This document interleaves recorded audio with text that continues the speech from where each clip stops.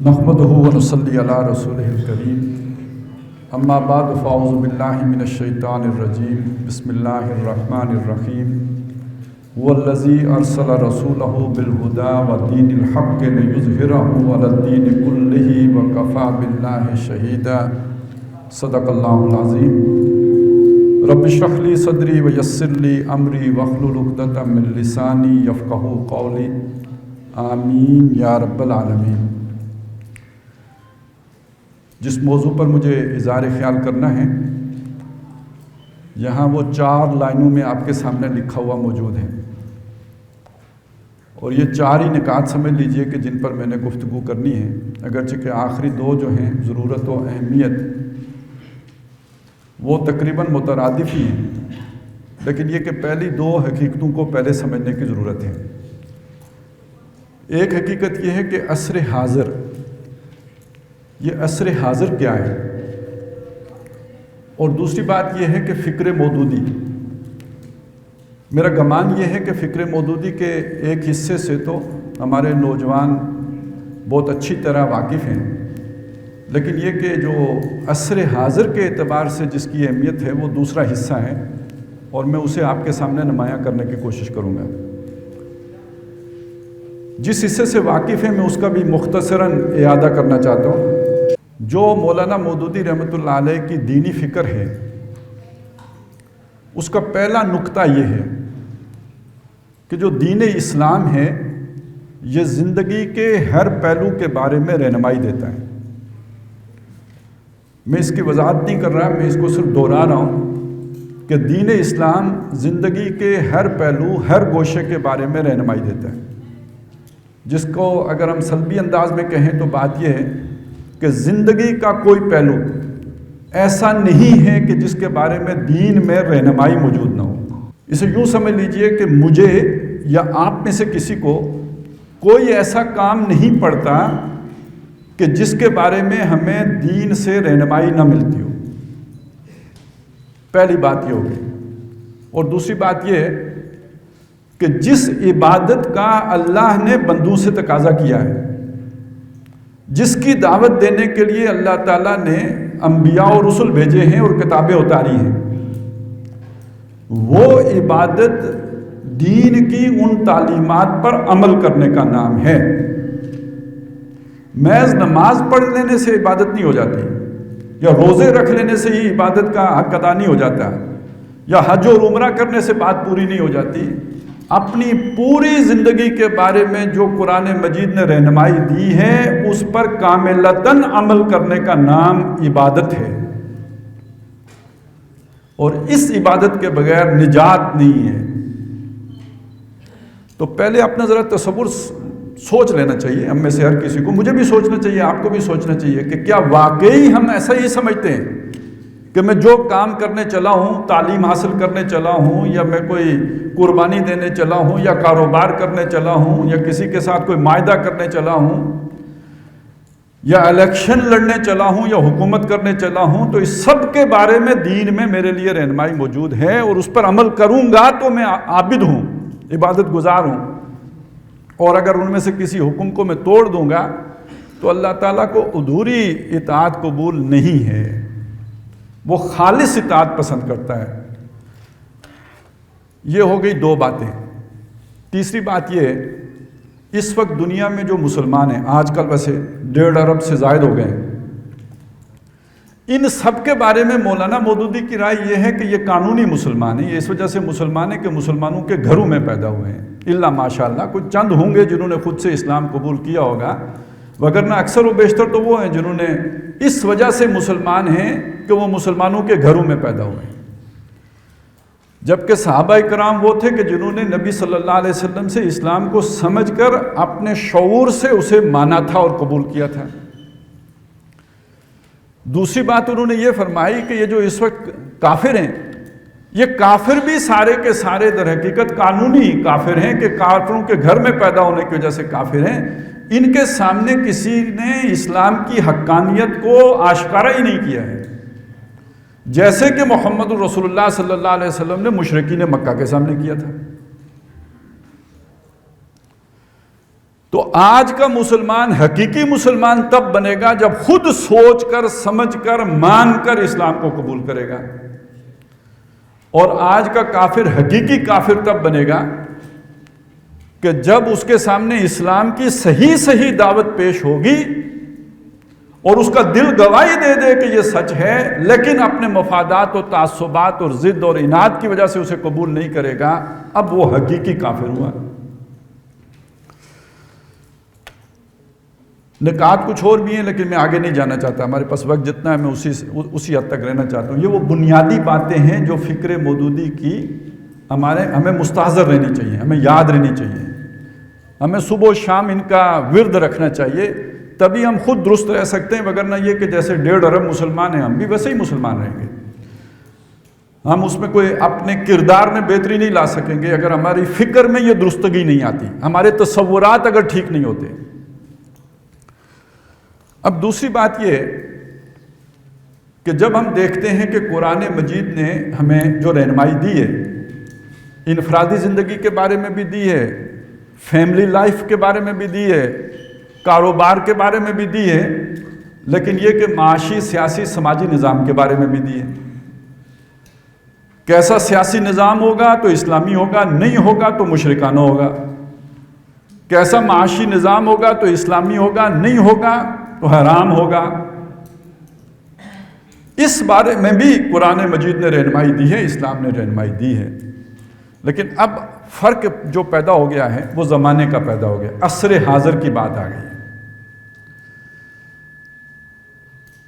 جہاں تک اصول کی بات ہے، اصول یہ ہے کہ سیاسی سطح پر حکمرانی اللہ کی ہوگی، کوئی فرد حکمران نہیں ہو سکتا۔ اگر کوئی فرد یہ دعویٰ کرے کہ میں حکمران ہوں تو وہ فرعون ہے، وہ نمرود ہے۔ حکمرانی اللہ کی ہے، سروری زیبا فقط اس ذات بے ہمتا کی ہے، حکمراں ہے ایک وہی باقی بتان آزری، یہ اصول ہے۔ لیکن اس اصول پر عمل درآمد مدینے میں نبی اکرم صلی اللہ علیہ وسلم نے جس طور پر کیا ہے، اب زمانہ بدل گیا ہے۔ یہ اصول ہے کہ جو بھی فیصلہ ہوگا، جو قانون بنے گا، مشورے سے بنے گا، وَأَمْرُهُمْ شُورَىٰ بَيْنَهُمْ، اصول تو ٹھیک ہے۔ اب مشاورت وہاں کیسے ہوتی تھی اور کن سے ہوتی تھی، اور آج کیسے ہوگی اور کن سے ہوگی، ایک نیا مسئلہ ہے۔ اب اس دور میں کیا ہوتا تھا، قبائل ہیں، ایک قبیلہ ہے، اس قبیلے کا ایک سربراہ ہے، اس سربراہ نے جو فیصلہ کیا وہ پورے قبیلے کا فیصلہ ہے۔ 4 قبیلے ہیں، آپ ان کو بلا لیں، ان کے سربراہوں کو بٹھائیں، ان کے ساتھ مشورہ کر کے ایک فیصلہ کر لیں، یہ پوری ریاست کا فیصلہ ہو گیا جی، قانون بن گیا۔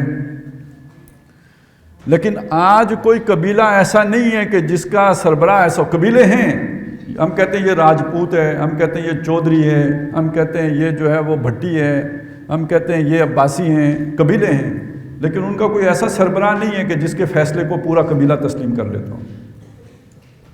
میرے علم میں نہیں ہے، ویسے کسی کے علم میں ہو تو میں، اب تو خاندان میں ایک فیملی کے اندر بھی کوئی ایسا بندہ نہیں ہوتا جس کی بات کو سارے گھر والے مان لیں۔ وہ پرانا وقت تھا، اب وقت بدل گیا ہے، بہت بڑا فرق پیدا ہو گیا ہے۔ اس بدلے ہوئے وقت میں مشورہ کیسے ہوگا، فیصلہ کیسے ہوگا، اللہ کی حکمرانی نافذ کیسے ہوگی؟ اس کا ایک حل ہے جو مولانا مودودی رحمۃ اللہ علیہ نے پیش کیا ہے، یہ آپ کو قرآن مجید میں نہیں ملے گا، یہ آپ کو سنت رسول صلی اللہ علیہ وسلم میں نہیں ملے، یہ نئے دور کا مسئلہ ہے۔ آج نظام خلافت کی شکل کیا ہوگی، حضور نے بنا کے دیا، اور وہ آپ نے اگر خلافت و ملوکیت کتاب پڑھی ہو تو وہ 30 سالوں کے بعد وہ ملوکیت میں بدل گیا، بادشاہت میں بدل گیا۔ اس کے بعد ہمارے جو بھی 1000 سالہ حکمرانی رہی ہے اس میں بادشاہت ہی رہی ہے، نام اس کا ہم نے جو مرضی رکھ لیا ہو، حقیقت یہ ہے کہ بادشاہت رہی ہے۔ دنیا کی بادشاہتوں سے اچھی رہی ہوگی، ہو سکتا ہے کہ آج کے بہت سے نظاموں سے بھی بہتر رہی ہو، لیکن تھی بادشاہت، وہ خلافت وہ نہیں تھی جو محمد رسول اللہ صلی اللہ علیہ وسلم نے چھوڑی تھی۔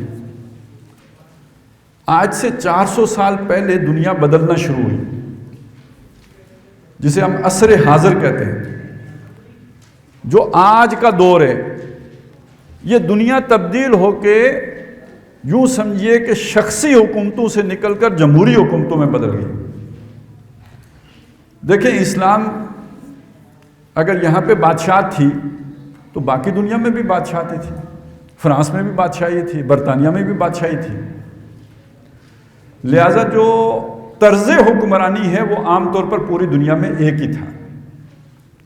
اس کے بعد دنیا میں سب سے پہلے ایک صنعتی انقلاب آیا اور اس کے نتیجے میں پھر سیاسی طور پر تبدیلیاں آنی شروع ہوئیں اور جمہوری انقلاب آ گیا، جو فرانس میں جمہوریت آ گئی. یہ جمہوریت آنے کے بعد دنیا میں بادشاہی نظام کا خاتمہ ہوتا چلا. دو چیزوں کا خاتمہ ہو گیا، جاگیرداری نظام ختم ہوتا چلا گیا اور بادشاہی نظام ختم ہوتا چلا گیا. اب اگر اس کی کچھ علامات ہیں تو وہ مسلمان ممالک میں ہی باقی رہ گئی ہیں، باقی دنیا سے ختم ہو گیا.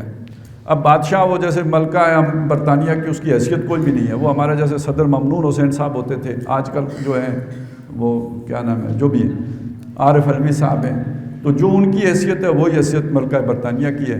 وہی اگر کوئی فرانس میں بیٹھا ہوگا تو اس کی ہوگی.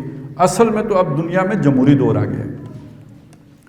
یہ جو جمہوری دور آیا ہے اس کے ساتھ اللہ کی حاکمیت کا تصور کیسے جوڑیں گے؟ اس لیے کہ دور کو واپس آپ قبائلی نظام میں تو نہیں لے کے جا سکتے. مجھے آپ سوچیں، ہر بندہ سوچے، یہ ممکن ہے کہ دنیا پھر قبائلی نظام کی طرف واپس چلی جائے؟ یہ نہیں ہو سکتا. آدمی پیچھے کی طرف کبھی بھی نہیں جاتا، آگے تو جاتا ہے. یہ ممکن نہیں ہے کہ دنیا میں بادشاہت دوبارہ آ جائے، یہ اب نہیں ہو سکتا ہے. تو جو ہے اس پر اسلام نافذ ہو سکتا ہے یا نہیں ہو سکتا، یہ بہت بڑا سوال ہے. ٹھیک ہو گیا. اور بہت سے مسلمانوں کی رائے یہ ہے کہ آج کے دور میں اسلام قابل عمل نہیں ہے، نہیں چل سکتا. ہمارے مسلمان حکمران سارے یہی کہتے ہیں، اکثر و بیشتر سیاستدانوں کی سوچ یہی ہے. یہی وہ سوچ ہے جس سے ہم نے لڑنا ہے. ہمارا دعویٰ یہ ہے کہ آج بھی قابل عمل ہے. یہ بات ہم نوجوانوں کے دلوں میں، بہت سے جذباتی لوگوں کے دلوں میں اتارنے میں تو کامیاب ہو جاتے ہیں. دل گواہی دیتا ہے، یار ہاں اسلام تو قیامت تک کے لیے ہے نا، وہ غالب ہونا چاہیے. یہ بات لوگ مان لیتے ہیں. لیکن آج غالب ہوگا کیسے؟ آج اس کی صورت کیسے بنے گی؟ اس جمہوری نظام میں اسلام کو کیسے غالب کریں گے؟ یہ نہیں سمجھاتے. جب یہ نہیں سمجھاتے تو پھر ایک تباہی آتی ہے. جس کے دل میں اسلام غالب ہو اور اس کے اندر جوش بھی ہے، جذبہ بھی ہے، ہمت بھی ہے، طاقت بھی ہے، تو اسے جو زیادہ جوشیلا نظر آئے گا اس کے پیچھے چل پڑے گا، خواہ منزل تک پہنچے یا نہ پہنچے. پھر اسے لگے گا کہ داعش اسلام لے کے آ رہی ہے، پھر اسے لگے گا کہ القاعدہ اسلام لے کر آ رہی ہے. یہ تو میدان میں کھڑے ہیں اور یہ تو تربیت گاہوں ہی سے نہیں نکلتے. ایسے لوگ آپ کو ملیں گے جو اس فکر کے عامل بنیں گے، لیکن جب آپ اگلی بات نہیں سمجھائیں گے تو وہ پھر کسی اور رستے پہ چل پڑیں گے کہ بھئی ادھر تو کچھ ہونے والا نہیں، جہاں ہو رہا ہے وہاں چلو. تو وہ ضرورت اور اہمیت یہ جو بات میں آپ کو سمجھانے لگا ہوں، اس کو بہت اچھی طرح سمجھیں گے، اپنے ساتھیوں کو، دوستوں کو سمجھائیں گے، تو تب جا کے یعنی ہم کوئی کام کر سکیں گے اور اس معاشرے کے اندر تبدیلی لانے کے پہلے خود یقین ہوگا کہ واقعی آ سکتا ہے، اور پھر ہم دوسروں کو یہ یقین دلائیں گے، قابل عمل بنا کے پیش کریں گے، تو تب دوسرا بھی کنونس ہو کے آپ کے پاس آئے گا کہ ہاں یار یہ جذباتی بات نہیں ہے، یہ کوئی خیالی جنت نہیں ہے، یہ قابل عمل شے ہے جو ہو سکتی ہے. اب آپ سمجھیے کہ اسلام حکمرانی اللہ کی چاہتا ہے، اور اللہ تعالیٰ یہ کہتا ہے یہ جو انسان ہے اس کو میں نے دنیا میں خلافت عطا کی ہے. خلافت کا مطلب میں آسان سے آپ کو بتا دوں، وائسرائے بنایا ہے. بادشاہ ہوتا تھا نا برطانیہ والا، تو وہ ہندوستان میں وائسرائے بھیجتا تھا. بادشاہ کون ہے؟ اللہ ہے. دنیا میں اس نے کس کو بھیجا؟ وائسرائے کو بھیجا. لیکن یہ وائسرائے جب تک نبوت تھی اللہ کی طرف سے اپوائنٹڈ ہوتا تھا. یہ جو نبی ہوتا ہے چنا ہوا، کیا مطلب؟ اللہ نے چن کے اپنا وائسرائے بنا کر لوگوں کے اوپر اسے اپنی خلافت عطا کر دی. اس کا اللہ کے ساتھ ہارٹ لائن کمیونیکیشن بھی ہے. جبریل آ رہے ہیں، جبریل جا رہے ہیں، اللہ سے اس کا ایک تعلق ہے. یہ کام چل رہا ہے. اور اس طرح جس کو اللہ نے کہا یہ میرا نبی ہے، وہ اللہ کا خلیفہ ہے. محمد الرسول اللہ صلی اللہ علیہ وسلم پر آ کے اللہ تعالیٰ نے نبوت ختم کر دی. اب کوئی نبی نہیں آئے گا.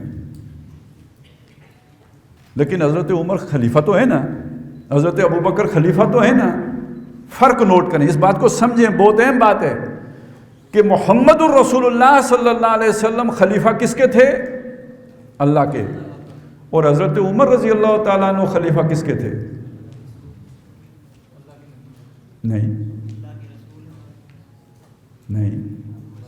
میں نے حضرت ابوبکر کا نام نہیں لیا کیونکہ انہوں نے کہا تھا انا خلیفۃ رسول اللہ, میں اللہ کے رسول کا خلیفہ ہوں. میں نے حضرت عمر کا نام لیا ہے. مسلمانوں کے خلیفہ تھے, خلیفۃ المسلمین تھے. ابتداءً انہوں نے بھی کہا کہ انا خلیفۃ و خلیفۃ رسول اللہ, میں اللہ کے رسول کے خلیفہ کا خلیفہ ہوں. لیکن اب امت جو بیٹھے ہیں اہل شورا, تو وہ اس نتیجے پہ پہنچے کہ یہ جو ہمارے پاس خلافت ہے اللہ کی تو نہیں ہے, یہ تو پہلے بھی سمجھتے تھے, یہ رسول کی بھی نہیں ہے, یہ مسلمانوں کی خلافت ہے. اب اس نقطے کو سمجھیں, یہ کیا بات ہے؟ اللہ نے جیسے چنا محمد الرسول اللہ کو یا اس سے پہلے نبیوں کو, ایسے ہی اللہ نے اس امت کو چنا ہے. وَاجْتَبَاكُمْ, اس نے تمہیں چن لیا ہے. سورہ حج کے آخر میں یہ الفاظ آتے ہیں. اسی طرح الفاظ ہیں ثُمَّ أَوْرَثْنَا الْكِتَابَ الَّذِينَ اصْطَفَيْنَا مِنْ عِبَادِنَا, پھر ہم نے اپنی کتاب کا وارث کر دیا اپنے بندوں میں سے ان کو جن کو ہم نے چن لیا. مصطفیٰ بھی آ گیا, مجتبیٰ بھی آ گیا. تو اب چنا ہوا اللہ کا پکڈ, اللہ کا چنا ہوا, نہ اب حضرت عمر ہیں, نہ حضرت ابوبکر ہیں, نہ کوئی ہم میں سے ہے. اب اللہ نے محمد رسول اللہ کے بعد امت کو چن لیا ہے. کنتم خیر امت اخرجت للناس تأمرون بالمعروف وتنہون عن المنکر وتؤمنون باللہ. لہذا امت اپنے اندر میں سے جس کو خلیفہ بنائے گی وہ در حقیقت امت کا خلیفہ ہے, نہ کہ اللہ کا خلیفہ. تو اللہ نے خلافت بحیثیت مجموعی امت کو دی ہے. اب ذرا آپ ادھر آ کے دیکھیں, یہ جو جمہوری تصور ہے یہ کیا تصور ہے جی؟ حکمرانی پہلے بادشاہ کے پاس ہوتی تھی, ایک بادشاہ کے پاس ہوتی تھی, نمرود کے پاس ہے, فرعون کے پاس ہے. اب وہ حکمرانی بدل کے عوام کے پاس چلی گئی. یہی فرق پڑا نا, بادشاہوں سے لے کر عوام کو حق حکمرانی دے دیا گیا. اب اس حق حکمرانی کو عوام کیسے ایکسرسائز کرتے ہیں؟ ایک آدمی ووٹ دے دیتا ہے کسی کو, جس کو وہ ووٹ دے دیتا ہے وہ اس کا ریپریزنٹیٹیو بن جاتا ہے. یہی ہوتا ہے نا, اس کا نمائندہ بن جاتا ہے. گویا اس نے اپنا حق حکمرانی اس کو تفویض کر دیا, ڈیلیگیٹ کر دیا, اسے اس کے سپرد کر دیا. ایسا ہی ہو گیا. اور اس کی جگہ پہ اس نے جا کے اس کے حق حکمرانی کو استعمال کیا. کوئی 50,000 کا نمائندہ ہوتا ہے, کوئی 60,000 کا نمائندہ ہوتا ہے, کوئی 1,00,000 کا نمائندہ ہوتا ہے. یہ جا کے اس کی جگہ پہ حکومت کر رہا ہوتا ہے. تو گویا جب ہم ووٹ دیتے ہیں تو اپنی حکومت کرنے کا حق کسی اور کے سپرد کر دیتے ہیں. بالکل اسی چیز کو لے کے آئیں اس طرف کہ اللہ تبارک و تعالیٰ نے امت کو خلافت عطا کی. جب مجھے مشورے میں شامل کر کے خلیفہ بنایا جائے گا کسی کو, تو میں نے اپنی خلافت اس کو منتقل کر دی. اب وہ میرا خلیفہ ہو گیا. سمجھ آ گئی بات؟ اب یہ بات قابل عمل ہو گئی یا نہیں ہو گئی؟ خلیفہ اب اگر کوئی بنے گا ڈنڈے کے زور پر نہیں بنے گا. خلیفہ اب اگر کوئی بنے گا تو بندوق کے زور پر نہیں بنے گا. اب اگر کوئی خلیفہ بنے گا تو کسی گروپ کے طاقتور ہو جانے کے نتیجے میں نہیں بنے گا, کسی نصرت کے نتیجے میں نہیں بنے گا. اب نصرت وہ جو ایک خاص آج کل ایک جماعت ہے جو تصور دیتی ہے کہ جی فوجی نصرت دیں گے تو جس کو دیں گے وہ خلیفہ ہو جائے گا. نہ, اب خلیفہ حقیقی وہ ہوگا جس کو امت خلافت عطا کرے گی. اسلامی ریاست ایک کتاب ہے مولانا مودودی کی, اس کو ضرور پڑھیں. یہ سارے مضامین اس میں کھل کر آپ کے سامنے آ جائیں گے. اب مشورہ کیسے ہوگا؟ دیکھیں ایک بات میں نے آپ کو بتائی نا, اب خلیفہ کیسے بنے گا؟ یہ جو دنیا میں الیکشن کا نظام ہے اسی نظام سے بنے گا. اب فرق کیا ہوگا مغرب کا اور اسلام کا؟ وہاں پہ حق حکومت منتقل کیا جاتا ہے, یہاں پہ حق خلافت منتقل کیا جائے گا. حکمرانی تو یہاں اللہ کے پاس ہے, کسی اور کے پاس ہو ہی نہیں سکتی. تو جیسے یہاں پہ پہلے نبی ہوتا تھا اللہ کا خلیفہ, اب امت ہے. ایسے ہی وہاں پہلے شیطانی نظام کے اندر کوئی نمرود یا فرعون ہوتا تھا حکمران, اب عوام ہے حکمران. تو جیسے فرعون کی حاکمیت شرک تھا, ایسے عوام کی حاکمیت بھی شرک ہے. تو جیسے نبی کی خلافت, جیسے حضرت داؤد علیہ السلام یا سلیمان علیہ السلام کی خلافت شخصی تھی, اسی طرح سمجھ لیجئے کہ اب خلافت شخصی نہیں رہی، اللہ نے اجتماعی کر دی ہے، اور مسلمان اپنی خلافت جس کو منتقل کریں گے وہ مسلمانوں کا خلیفہ کہلائے گا، اللہ کا خلیفہ نہیں کہلائے گا۔ اب یہ بات اگر آپ کی سمجھ میں آئی ہے تو یہ بھی سمجھ لیں کہ یہ حضرت حسین رضی اللہ تعالیٰ عنہ کیوں اٹھے تھے۔ آپ کو پتہ نا یزید کو کیسے خلافت ملی تھی؟ عوام سے مشورہ کر کے۔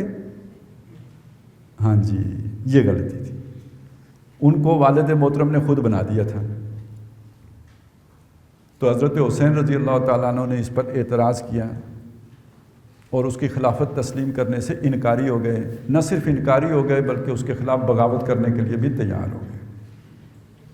سمجھ میں آئے؟ یہ کوئی بعض لوگ کہتے ہیں جی حق کی خاطر، وہ حضرت حسین یہ تو نہیں کہہ رہے تھے میرا حق ہے، وہ امت کو حق دلانے کے لیے کھڑے ہوئے تھے۔ اب اگلی بات کی طرف آ جائیں، وَأَمْرُهُمْ شُورَىٰ بَيْنَهُمْ، مسلمانوں کے معاملات اپنے بامی مشورے سے طے پاتے ہیں، یعنی کوئی ایک آدمی فیصلہ نہیں کرتا، یہی امت فیصلے کرتی ہے۔ یہ فیصلہ کرنے کے لیے اس زمانے میں ظاہر ہے محلے میں نکل کے تو ایک ایک بندے سے تو پوچھ کے تو نہیں ہوتا ہے نا، لوگوں کے نمائندے تھے اس وقت، اور وہ نمائندے میں آپ کو بتا چکا ہوں قبائلی چیف ہوتے تھے۔ آپ نے ہر برادری کا بڑا بندہ بلایا، مجلس مشاورت میں بٹھایا، اور اس نے جو فیصلہ کر لیا وہ پوری برادری کا فیصلہ ہو گیا۔ آج برادریاں ہی ختم۔ اب برادریوں کی جگہ آج جو چیز ہے اس کا نام ہے سیاسی جماعت۔ سیاسی جماعت کی لیڈرشپ جب فیصلہ کر لیتی ہے تو وہ پوری جماعت کی پالیسی ہوتی ہے، پوری جماعت کا فیصلہ ہوتا ہے، جسے پسند نہیں ہوتا وہ جماعت چھوڑ کے چلا جاتا ہے۔ تو آج جماعت کے نمائندے ہوں گے، کسی بھی جماعت کے ہوں گے، اس کے لیے وہ پہلے جماعت اسلامی ایک مہم چلایا کرتی تھی کہ جی متناسب نمائندگی کا نظام ہونا چاہیے، تو وہ واقعی بڑا بہترین نظام ہے۔ اگر وہ ہو جائے، یہ والا نظام چھوڑ کر وہ اختیار کر لیا جائے، ایک جماعت کو ملک میں کل کتنے ووٹ ملے ہیں اسی مناسبت سے اس کے لیے سیٹیں مختص ہو جائیں کہ اس کو اتنی سیٹیں دے دو۔ تو اس طرح سمجھ لیجئے کہ یہ لوگوں کو نمائندگی مل جائے گی، اور وہ ان کے نمائندے بیٹھ کے جو مشاورت کر رہے ہوں گے، یہ وہ مشاورت ہے کہ جس کے نتیجے میں ایک جسے ہم کہتے ہیں اجماع ہوگا۔ کوئی بھی نیا قانون بنتا ہے تو اس پر پوری قوم جمع ہوتی ہے تو بنتا ہے نا، اجماع ہوتا ہے۔ اجتہاد تو کوئی فرد کرتا ہے، نافذ العمل اجماع ہوتا ہے، جس کو حکومت اپنی قوت نافذہ سے نافذ کرتی ہے، وہ اجماع ہوتا ہے۔ تو اگر فرض کریں ایک رائے ہے جمعیت علماء اسلام کی اور ایک رائے ہے جماعت اسلامی کے لوگوں کی، نافذ کون سی رائے ہوگی؟ نافذ ہوگی وہ رائے کہ جس پر اکثریت جس کے حق میں ہو جائے گی وہ نافذ ہو جائے گی۔ اس اعتبار سے یہ باتیں ہمیں اگر سمجھ نہیں ہوں گی تو ہم کسی کو کیسے سمجھائیں گے کہ بھائی آج قانون سازی کیسے ہوگی؟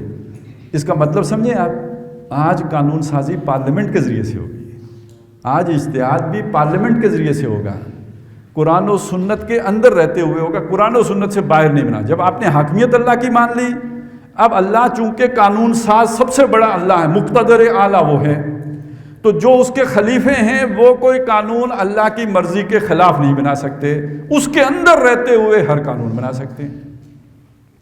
یہ بھی آپ کو ساری بات اسلامی ریاست میں مل جائے گی۔ اچھا، اسی میں ایک نقطہ اور بھی ہے، آپ کو یہ سوال اس کا سامنا کرنا پڑے گا جب بھی آپ اسلامی نظام کی بات کریں گے۔ آپ سے اگر کوئی سوال نہیں بھی کرتا تو اس کے دل میں یہ اشکال ضرور ہوگا کہ بھائی نماز پھر وہابیوں کے طریقے پہ پڑھیں گے، بریلویوں کے طریقے پہ پڑھیں گے، کس کے طریقے پہ پڑھیں گے؟ حنفیوں کے طریقے پہ پڑھیں گے، کیسے پڑھیں گے؟ مختلف جو اختلافی مسائل ہیں ان کا حل کیا ہوگا، اس کو بھی سمجھ لیجئے۔ اس کا حل کیا ہے؟ آج دنیا میں امریکہ جیسا ملک ہے، اس میں ہندو بھی رہتے ہیں، مسلمان بھی رہتے ہیں، یہودی بھی رہتے ہیں، عیسائی بھی رہتے ہیں، ان کو نکاح، طلاق، اپنے جو بھی مراسم عبودیت ہیں، عقیدہ، اس سب کی آزادی ہوتی ہے یا نہیں ہوتی؟ البتہ سیاسی نظام، معاشی نظام، سماجی نظام میں نہ کوئی عیسائیت کو پوچھتا ہے، نہ یہودیت کو پوچھتا ہے، نہ اسلام کو پوچھتا ہے، نہ ہندو مت کو پوچھتا ہے، نہ بدھ مت کو پوچھتا ہے، پھر ان کی چھٹی ہو جاتی ہے۔ لیکن انفرادی سطح پر آپ کا عقیدہ کیا ہو، آپ مسلمان رہنا چاہتے ہو، عیسائی رہنا چاہتے ہو، یہودی رہنا چاہتے ہو، آپ کو کھلی چھٹی ہے۔ آپ نے نماز پڑھنی ہے یا پوجا پاٹ کرنی ہے یا کیا کرنا ہے، اس کی بھی چھٹی ہے۔ آپ نے نکاح کر کے میاں بیوی بننا ہے یا بغیر نکاح کے رہنا ہے یا پھیرے ڈلوانے ہیں یا چرچ جانا ہے، اس کی بھی آزادی ہے۔ ایسا ہی ہے نا دنیا میں۔ یہی سمجھ لیجئے کہ جو زندگی کے یہ شعبے ہیں، ان شعبوں میں چاروں یا چار کیا پانچ کیا چھ کیا جتنی فقہ ہیں، ان سب فقہوں کے ماننے والے اپنی اپنی فقہ پر عمل کریں۔ شیعہ اپنے طریقے پہ نماز پڑھیں، سنی اپنے طریقے پہ نماز پڑھیں، حنفی اپنے طریقے پہ پڑھیں، اہل حدیث اپنے طریقے پہ پڑھیں۔ ریاست کو ان باتوں سے کوئی غرض نہیں۔ کوئی رفع یدین والی مسجد بناتا ہے تو وہ بنا لے، کوئی امین بن جہر کرتا ہے تو وہ کرتا رہے، حکومت کو اس سے کوئی لینا دینا نہیں، اسلامی ریاست کا اس سے کوئی کام نہیں۔ نکاح طلاق وہ کیسے ہوگی، وہ ایک مجلس کی 3 جائز ہوں گی کہ نہیں ہوں گی اور کیا ہوگا، یہ لوگوں کا اپنا معاملہ، وہ رجسٹر کرا لیں نکاح کے وقت ہی کہ ہمیں جو ہے وہ فقہ حنفی ڈیل کرے گی یا سلفی فقہ ڈیل کرے گی۔ لیکن ملک کا سیاسی نظام کیا ہو، ملک کا معاشی نظام کیا ہو، ملک کا سماجی نظام کیا ہو، اس کے لیے اصول ہوگا قرآن و سنت۔ اس میں فقہ کی حیثیت ایک مثال کی تو ہو سکتی ہے جی، جیسے وہ عدالت میں ہوتا ہے نا کہ فلانی عدالت نے یہ فیصلہ کیا تھا، اس طرح امام ابو حنیفہ رحمۃ اللہ علیہ کی یہ رائے ہے، امام احمد بن حنبل کی یہ رائے ہے، لیکن یہ رائے جو ہے ایک مثال کے طور پر تو پیش کی جا سکتی ہے، اس کا ایک وزن بھی ہو سکتا ہے، لیکن یہ کسی کو قانون کے لیے یہ اس کی حیثیت جو ہے وہ جسے کہتے ہیں لازمی کی نہیں ہوئی، قرآن و سنت کے تابع ہے۔ اصول یہ ہوگا ریاست کی سطح پہ، سیاسی نظام، معاشی نظام، سماجی نظام کے لیے۔ یہ باتیں اگر ہمیں سمجھ نہیں آتی تو اس کے بغیر یہ کہنا کہ ہم اللہ کا دین قائم کر دیں گے، یہ بات در حقیقت پھر ایک خیالی سی بات بن جاتی ہے۔ پھر یہ لوگوں کو اس کے ساتھ وہ وابستگی نہیں ہو سکتی، یقین نہیں آتا کہ آج نافذ بھی ہو سکتا ہے، ہوگا تو کیا صورت بنے گی۔ پھر لوگوں کو لگتا ہے یہ خود ہی حکمرانی کے چکر میں یہ ساری باتیں کر رہے ہیں۔ تو یہ وہ باتیں ہیں جو مولانا مودودی رحمۃ اللہ علیہ نے بیان کی ہیں، اس کا حل پیش کیا ہے، اور اس کا آپ کو اندازہ نہیں ہے کتنی بڑی کنٹریبیوشن ہے، کتنا بڑا مرحلہ ہے جو سر ہو گیا ہے۔ یہ یونیورسٹیوں کے کرنے کا کام، یہ بہت بڑی بڑی اکیڈمیوں کے کرنے کا کام ایک اکیلے بندے نے کر کے دے دیا، اور ہم نے اسے خوب کھاتے ڈالا ہوا ہے۔ ہم اس کو نہ اس کی طرف توجہ دیتے ہیں، نہ خود پڑھتے ہیں، نہ دوسروں کو رہنمائی کرتے ہیں۔ اور آج کے زمانے میں سب سے زیادہ اہمیت اس کی ہو گئی ہے، اس لیے کہ خاص طور پہ یہ اب ایک خاص نکتہ ہے، اس کو سمجھ لیں۔ علامہ اقبال نے ایک درجے میں بات بہت پہلے کر دی تھی، یہی نظام حق کی، اسلام کے غلبے کی، یہ بات اقبال کر کے جا چکے تھے، لیکن انہوں نے ایک نقشہ بھی کھینچا ہے ابلیس کی مجلس شورا کا۔ یعنی جب یہ دنیا میں بات پھیلی ہے تو ابلیس کے ہاں بڑی کھلبلی مچی ہے، یار میں نے بڑی مشکل سے ایک نظام بنایا تھا، اس کے خلاف جب انسان اٹھ کھڑا ہوا تو میں نے اس کو جمہوری شکل دے دی۔ اب ایک طرف تو اسے اطمینان ہے، کس کو؟ ابلیس کو، کہ مسلمان بے پرواہ ہیں، خطرہ کوئی نہیں میرے اس ابلیسی نظام کو، ہے وہی سرمایہ داری بندہ مومن کا دین، جانتا ہوں بے ید بیضا ہے پیران حرم کی آستین، تو مسلمانوں سے تو مجھے کوئی خطرہ نہیں، یہ غنیمت ہے کہ خود مومن ہے محروم یقین۔ تو شیطان کو بڑی تسلیاں ہیں اس پہ۔ آگے جا کے کہتا ہے عصر حاضر کے تقاضاؤں سے ہے لیکن یہ خوف، ہو نہ جائے آشکارا شر پیغمبر کہیں، اے مسلمان نکمے ان سے کچھ نہیں ہونے والا۔ لیکن یہ جو زمانہ جس طرف جا رہا ہے کہ وہ خود محمد الرسول اللہ صلی اللہ علیہ وسلم تک نہ پہنچ جائے، اس کا خطرہ ہے۔ جب اس کا خطرہ ہے، اور دوسری طرف جب علامہ اقبال کے بعد مولانا مودودی رحمۃ اللہ علیہ نے اٹھ کر ایک پورا نظام مدون کر کے دے دیا کہ اس طور پر یہ نظام غالب ہو سکتا ہے، تو اس وقت کے مغربی دانشور یہ سمجھ گئے کہ ہمارے لیے خطرہ اسلام میں ہے، نہ کہ کمیونزم میں۔ یہ کمیونزم کے ابھی بھائی بتا رہے تھے نا آپ کو کہ یہ جو 20ویں صدی ہے، یہ ایک طرف کمیونزم تھا تو دوسری طرف جو ہے کیپٹلزم تھا، تو غلبہ تو کیپٹلسٹک سوسائٹی کا تھا، اور اس کو تھریٹ کر رہا تھا کمیونزم۔ دنیا یہ سمجھ رہی تھی کہ ٹکراؤ کمیونزم اور کیپٹلزم میں ہے، لیکن یہ کہ ان کے بڑے بڑے جو دانشور ہیں ٹائنبی جیسے، وہ یہ کہہ رہے تھے کہ خطرہ جو ہے وہ مصداقیت میں نہیں، وہ اسلام میں ہے۔ اصل مستقبل کا چیلنج اسلام ہے. اب کون سا اسلام چیلنج تھا؟ جو عام روایتی اسلام ہے اس میں تو کوئی چیلنج. انگریز یہاں پہ 100 سال حکومت کر کے چلا گیا, اس نے کیا چیلنج کیا اس کو؟ روایتی اسلام کا تو بیانیہ یہ تھا کہ انگریز کے ساتھ چھیڑو مت, اس نے ہمیں نماز اور روزے کی اجازت دی ہوئی ہے. اسی پر تو علامہ اقبال نے کہا تھا کہ ملا کو جو ہند میں ہے سجدے کی اجازت, ناداں یہ سمجھتا ہے کہ اسلام ہے آزاد. تو خطرہ اس اسلام سے تھا جو ایک پورا متبادل پیش کرتا ہے. خطرہ اس اسلام سے تھا جو کنونس کر سکتا ہے.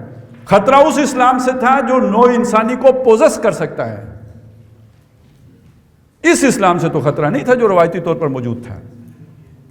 اب اس کا جو حل کیا گیا, ظاہر ہے شیطان اپنی جگہ سوچے گا نا, کوئی کاؤنٹر پالیسی بنائے گا یا نہیں بنائے گا. کاؤنٹر نیریٹو تو اب آیا ہے نا, کاؤنٹر پالیسی تو بہت پہلے بن گئی تھی. وہ کاؤنٹر پالیسی ہے کہ لوگوں کو لے کے جاؤ دہشت گردی کی طرف. اس کے نتیجے میں دنیا خوفزدہ ہو جائے گی, ڈر جائے گی. سب سے پہلے ایران میں ایک انقلاب آیا. وہ ایرانی ماڈل جو ہے, وہ جو بھی ہمارے اہل تشیع بھائی ہیں ان کا بھی مولویانہ ورژن ہے. پھر ان کے پڑوس میں افغانستان میں ایک اور ماڈل آ گیا, وہ اہل سنت کا مولویانہ ورژن تھا. نتیجہ یہ نکلتا ہے ایسے ورژن میں کہ دوسرے مسلک کے لیے گنجائش نہیں رہتی. مسلمان ہی مسلمان سے ڈر جاتا ہے. اور اس کے اندر تھیاکریسی ہوتی ہے. حاکم جو ہوتا ہے اوپر, وہ ایک طبقہ بن کے, علماء کا طبقہ حاکم بن کے بیٹھ جاتا ہے. یہ دنیا کے لیے ایکسیپٹیبل نہیں ہے, قابل قبول نہیں ہے. یہ ساری بحثیں مولانا مودودی نے اپنی کتاب اسلامی ریاست میں کی ہوئی ہیں. میں تو, آپ چھوٹے ہو سارے, نہیں تو میں ہاتھ جوڑ کے آپ کو کہوں یار وہ ضرور پڑھنی ہے جا کے. ابھی تو میں صرف یہی کہہ سکتا ہوں کہ بڑے بھائی کی بات مان لو یار, اسے پڑھنا, ضرور پڑھنا جا کے.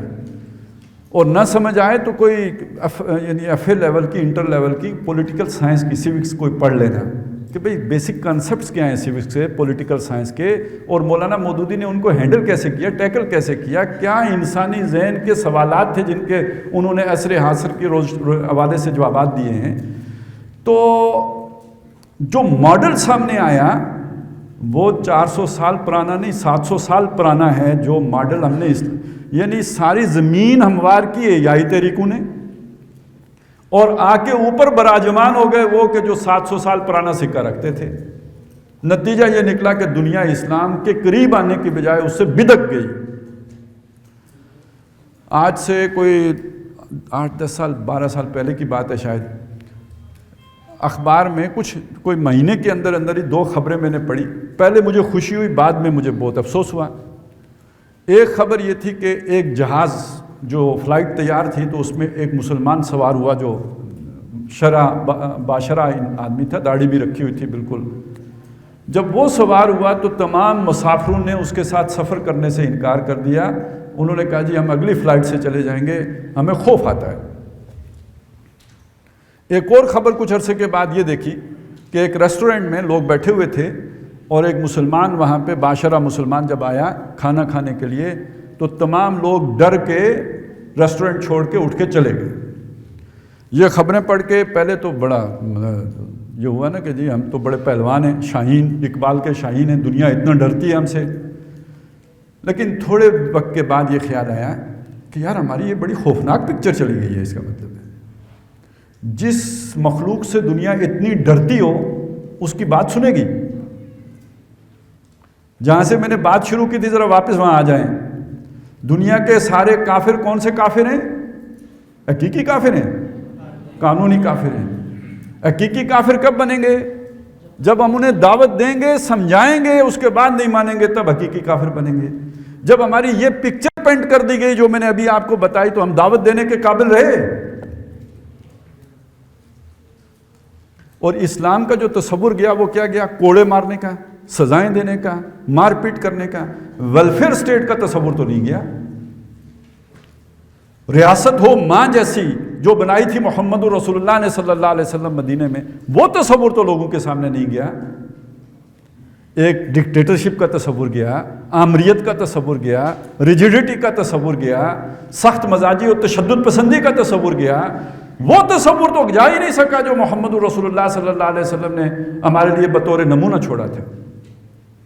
اور یہ والا تصور ہمارے دور ملوکیت سے بھی شدید تر ہے، خطرناک ہے، بھیانک ہے، لرزہ طاری کرنے والا ہے، ڈرانے والا ہے، خوفزدہ کرنے والا ہے۔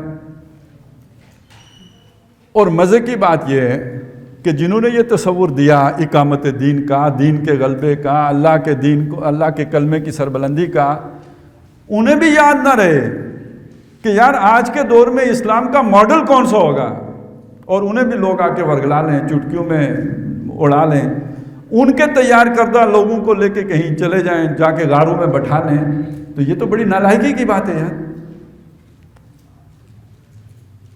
یہ کام ہے جو آپ لوگوں نے کرنا ہے، ہم تو بڈھے ہو گئے، ہمارے بس کی بات اب نہیں ہے۔ آپ اٹھو، یہ ڈھیلے ڈالے طریقے سے نہیں ہونے والا۔ آپ سمجھیں کہ چلیں جی 4 نعرے لگا کے یہ کام کر لیں گے، نہیں، یہ سمجھانے کا کام ہے، پہلے سمجھنے کا کام ہے۔ آپ اپنا تعلیمی کیریئر آپ کا بڑا قیمتی ہے، اپنی جگہ پہ ہے، لیکن اس کے ساتھ یہ چیزیں سیکھیں گے تو کوئی دین کی خدمت کر سکیں گے اور اپنی قوم کو صحیح رخ پر لے کے جا سکیں گے۔ اور اگر ہم نے یہ نہ کیا تو آج دنیا میں مولانا مودودی کے اوپر الزام لگتا ہے کہ انہوں نے دہشت گردی پھیلائی ہے، سید قطب پہ الزام لگتا ہے کہ انہوں نے دہشت گردی پھیلائی ہے، انہوں نے وہ فکر دی ہے کہ جس کے نتیجے میں دنیا میں دہشت گردی پھیلی ہے۔ اگر وہ داغ دھونے ہیں تو پھر یہ باتیں لوگوں کو بتانی پڑیں گی، یہ اس کی ضرورت اور اہمیت ہے۔ آخری بات اس ضمن میں یہ عرض کروں، یہ صرف امت مسلمہ ہی کی ضرورت نہیں ہے، یہ صرف جو ہے وہ ہم مسلمانان پاکستانی کی ضرورت نہیں ہے، یہ ہم میں سے ہر فرد کی بھی اپنی جگہ ضرورت ہے۔ اس کے بغیر اخروی نجات ممکن نہیں ہے۔ آپ سمجھیں کہ ہم نمازیں پڑھ کے چھوٹ جائیں گے، بچ جائیں گے، یہ بھی نہیں ہے۔ یہ اپنی زندگی میں سے کچھ وقت نکال کے کچھ مسجد میں گزار لینے سے بچ جائیں گے، یہ بھی نہیں ہے۔ یہ پوری زندگی کا سودا ہے۔ ان صلاتی و نسکی و محیایا و مماتی للہ رب العالمین، جیسے میں نماز اور قربانی اللہ کے لیے کرتا ہوں ایسے ہی جیتا بھی اللہ کے لیے ہوں، مروں گا بھی اللہ کے لیے۔ یہ بات ہے، ذرا اس عہد کو تو سمجھیں، اس کے بغیر نجات نہیں ہے۔ اور اسی کے ساتھ جوڑ لیں ایک اور بات، یہ پوری نوع انسانی کو بھی امن دینے والی بات ہے۔ وجہ سمجھ لیں، یہ ذرا تھوڑا سا اس کی تفصیل بیان کرنے والی بات ہے۔ وجہ یہ ہے کہ نبی صلی اللہ علیہ وسلم کے دور میں ذرائع نقل و حمل اور ذرائع ابلاغ اتنے نہیں تھے جتنے آج، عصر حاضر میں جتنے ہو گئے نا۔ اب دنیا کو کہتے ہیں گلوبل ولیج بن گیا ہے۔ کس معنی میں گلوبل ولیج بن گیا ہے؟ بھائی گلوب پورا، جیسے ایک گاؤں پہلے آپس میں کنیکٹڈ ہوتا تھا، اس طرح اب پورا گلوب آپس میں کنیکٹ ہو گیا ہے۔ آپ امریکہ بات کریں، آپ افریقہ بات کریں، آپ کسی کونے پہ بات کریں، آپ کو یہ وسائل ہیں، آپ کے پاس بات کر سکتے ہیں۔ اور نمبر 2 یہ کہ آپ آنا جانا اب مشکل نہیں رہا، آپ کے پاس ذرائع نقل و حمل ہیں جن پر سوار ہو کر آپ دائیں بائیں آگے پیچھے شرق غرب ہر طرف دورے کر سکتے ہیں۔ دنیا آپس میں جڑ گئی ہے۔ لیکن دنیا میں اس وقت جو نظام ہے وہ سیکولرزم ہے۔ سیکولرزم کی بنیاد پہ جو جوڑ بنتا ہے نا، لوگوں کا آپس میں جوڑ بنتا ہے، وہ نیشنلزم کی بنیاد پر بنتا ہے۔ آپس کا تعلق، ایک وطن جو بنتا ہے وہ وطن بنتا ہے قومیت کی بنیاد پر۔ قومیت کی 4 بنیادیں بیان کی جاتی ہیں، یا زبان ایک ہوتی ہے تو لوگ جڑ جاتے ہیں، یا رنگ، یا نسل، یا جغرافیہ۔ یہ وہ چیزیں ہیں جو بندوں کو جوڑ دیتی ہیں۔ لیکن دنیا تو عالمی سطح پہ جڑ گئی ہے۔ اب اگر رنگ کے حوالے سے جوڑنا چاہیں تو کوئی گورا ہے کوئی کالا ہے، جڑے گی نہیں۔ سارے انسانوں کو تو رنگ نہیں جوڑ سکتا۔ زبان کی بنیاد پر جوڑنا چاہیں تو کوئی انگریزی بولتا ہے، کوئی عربی بولتا ہے، کوئی فارسی بولتا ہے، کوئی اردو بولتا ہے، وہ تو ایک پاکستان نہیں جڑ کے دے رہا، ساری دنیا کیسے جڑے گی؟ نسل کی بنیاد پہ، زبان کی بنیاد پر کوئی بنیاد ہی نہیں بنتی کہ جس کی بنیاد پر پوری دنیا کو جوڑ لیں۔ تو نوع انسانی کو جوڑ سکتی ہے اگر کوئی شے تو 2 چیزیں جوڑ سکتی ہیں۔ ایک تصور الہ کہ سب کا الہ ایک ہے۔ بنانے والا کون ہے؟ سب کو کس نے پیدا کیا ہے؟ اللہ نے گورے کو, کالے کو, عربی بولنے والے کو, انگریزی بولنے والے کو, سب کا پیدا کرنے والا اللہ, اور سب کو پیدا اماں ہوا اور آدم سے کیا, سب کا باپ ایک. یہ وہ نظریہ ہے جو ہمارے پاس ہے, جس کی بنیاد پر پوری دنیا ایک ہو سکتی ہے.